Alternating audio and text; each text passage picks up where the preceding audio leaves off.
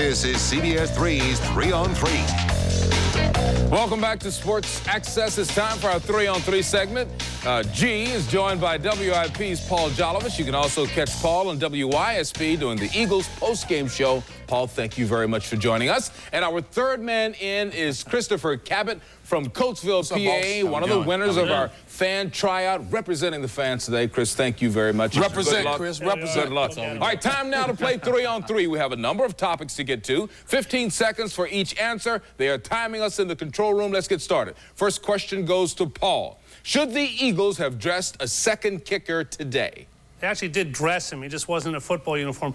Todd France should have been dressed. He wasn't naked. Not naked, no. Okay, go. Should have dressed on kickoffs, the field position. You lived in fear the whole game. Your worst fears happened. Akers got hurt. If he misses the field goal at the end, you're in trouble. Jeremy Thornburg, great guy. They could have dropped him or somebody else off the practice squad. Yes, they should have dressed Todd France, and they will next week at the very least. All right, Chris, same question. Absolutely. They definitely should have activated France for today's game. There's no question. It's a position player. They could have deactivated McCants or Thornburg. Would have absolutely made a difference in the field position game. Luckily, our defense held it down. All right, G. Well, you know, they definitely should have now, done are you guys been like looking back at Monday morning quarterback? No. This is the thing that I like, though. Immediately when Andy Reid came out there, he admitted he made a mistake. Yeah, that's true. You know, he made a mistake. You know, now I know we're gonna get into this thing, but Andy Reid believes in his players. Yeah. You know, some people can fault him for that, and I know some people are going to criticize him for that. But that's the reason he's been so successful. Yeah. Your players make plays, and that's why you win. So wait, G, he made a mistake. Are you saying that you can't trust players? David said, "Coach, I can go." Yeah, you can't David trust looked him right in the eye and said, "Coach." You know, from having been there. You cannot trust players when it comes to their health because they're always going to want to play unless you got a guy that's a coward. Second question, Donovan McNabb looked to be in pain today. Is he worse off than he's letting on? Chris, you take this one first. He probably is, but Donovan's a leader. The man's been to the Pro Bowl back-to-back times. He's been to the Super Bowl. He's played through injuries before.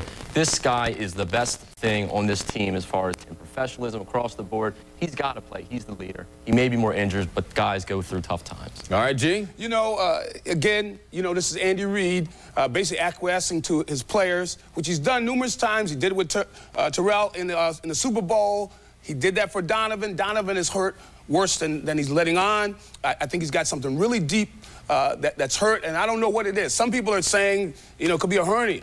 Wow. But whatever it is, groin, rib, they might chest, have to sit him down hernia. Later on. Yeah.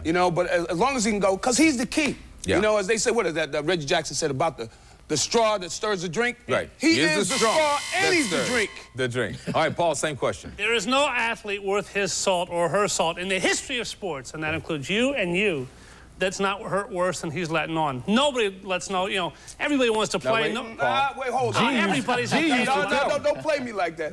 But there are always but there are guys, that will fake. Yeah, they're wimps. Yeah. But anybody worth his salt is always hurt worse than he's letting on. They want to play. Donovan wants to play. I played with some players who weren't hurt. They just didn't want to go in there. Coach, why me? There we are. All right, let's go to the third question. Who's more important to the Eagles right now, Brian Westbrook or Terrell Owens? Great question, G-Cop. Well, I think you got to give it to Brian Westbrook because Brian is not only an integral part of the passing game, but he is the running game. Yeah. And so you've got a guy that is very unique in that he's a guy that can run the ball and go out and play wide receiver. If you notice, you see him beat Charles Woodson there. Yeah. You're talking about all-pro corner. Beat him like a drum. Yep. And that's why he's a unique talent. And of course, USC's got a guy like that in Reggie Bush, but we won't talk about college. This guy is a special talent, and that's why he's more important. You've been buzzed. All right, Chris, same question. I'm sticking with G on this one. I think Brian Westbrook is a little more of a, what can I say, the player that they can't do without. Right. We saw that last year leading up to the Super Bowl. We saw it throughout the playoffs. And like G said, when he gets on linebackers, that's a mismatch. Absolutely. Anytime. He did it at Villanova. He does it here. T.O.'s one heck of a player. We all know that. But our boy Westbrook just gives us more advantages.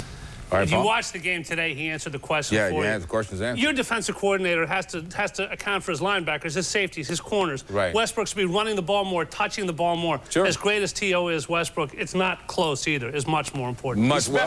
He's Simple special. mathematics. Yeah. I mean, T.O.'s going to catch it 7, 8 times. Yeah. This kid, Westbrook's going to get the ball 20 times. Sure. Passing, catching, everything. Fourth question. The Phillies 1 game back, 6 games to go. Will they pull it out? Paul. No, but they can. Okay. I have to say no. I mean, they're going to go with 4 starters last week. They're not Right. going to pitch Yudi Brito anymore. Enough of that experiment. You know, Houston has 4 at home with the Cubs. I think they can. This team showed heart. They've showed guts. They've, you know, in their last at bat. But I just, their game back with 6 to go. And with Houston's pitching staff, Clemens coming back. My heart says yes. My head says no. Chris. I said in the audition, I'm saying it again, this team is going back to the playoffs, first time since '93. Step out there, there's young 3 man. reasons. The starting pitching staff, There we go. not the biggest names across the board, but they're tough and they're consistent. Burrow's happy, healthy, he's hitting the ball to all sides of the field. And I really believe that Ryan Howard and Chase Utley are really influencing some of these veterans with their zeal for the game. I think he hit it on the head. But the key is you look for destiny. Yeah. This is a matter of That's destiny. right. Look at the game. They're down 4 runs and it's the 9th inning. I'm with you, G. Tough. And they get it done. Preach. It's games like that that really set up and really they are, you know them era after era. Yeah. Decades from now, they will remember that 9th inning because that made them believe. Absolutely. You know? Made them And they believe they're going to do it and they're going to get it done. With all due Amen. respect to these guys who I love and the Phillies who I love, I think these guys watch Field of Dreams once too many times. Hey, believe me. It's going to happen. All right, guys. Paul Jolovitz, thank you very much for joining us. Catch him on WIP. Catch him on WISP's Eagles postgame show. Chris Cabott, you did a great job representing the Honor and fans. pleasure, guys. Good Honor and represent. pleasure. All right, take that tape and go get a job in this business. Lloyd and Zane will love it.